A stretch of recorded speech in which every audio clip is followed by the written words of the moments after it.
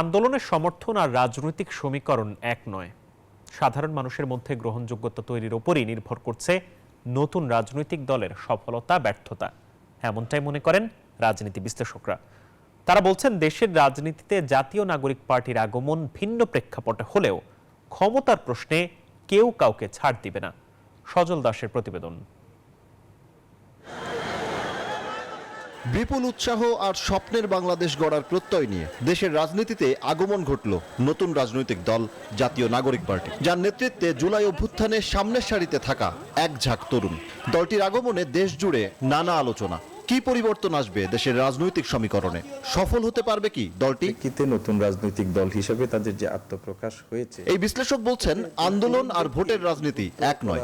এক্ষেত্রে দেশে চলমান দীর্ঘদিনের রাজনৈতিক বাস্তবতায় নিজেদেরকে প্রমাণ করতে হবে দলটিকে, যার উপর দেশের ভবিষ্যৎ রাজনৈতিক মেরুকরণও নির্ভর করছে বলে মনে করেন তিনি। আর বিদ্যমান রাজনৈতিক দলগুলো যেগুলো আছে, দীর্ঘদিন ধরে তারা রাজনীতির লড়াই মাঠে ময়দানে আছে এবং একটা বড় সমর্থক গোষ্ঠীও কিন্তু ইতিমধ্যেই তাদের তৈরি হয়ে আছে। এখন যারা আসবে তাদের নিজেদের এই জনগোষ্ঠীর কাছে রাজনৈতিক শক্তি হিসাবে পরিচিত করানো, রাজনৈতিক দল হিসাবে তাদের দলকে পরিচিত করানো, তাদের সমর্থন নিশ্চিত করা, এটা তাদের জন্য একটা বড় চ্যালেঞ্জ হবে এবং আগামী নির্বাচনকে সামনে রেখে যদি সেটি করতে হয় তাহলে এটা অনেক বড় চ্যালেঞ্জ।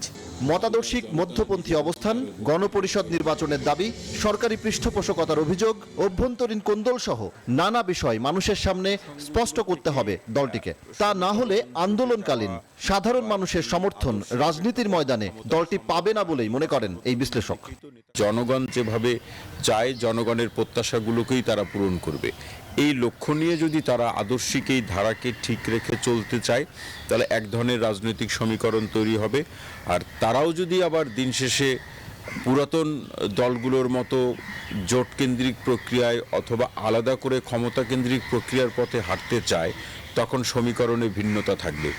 তবে রাজনৈতিক দল যেভাবেই হাঁটুক, তার আলটিমেট লক্ষ্য থাকে ক্ষমতা, কিন্তু কে কিভাবে ক্ষমতায় যাচ্ছে সেটা কিন্তু দীর্ঘদিন ধরে মানুষ কিন্তু সেটি পর্যবেক্ষণ করে।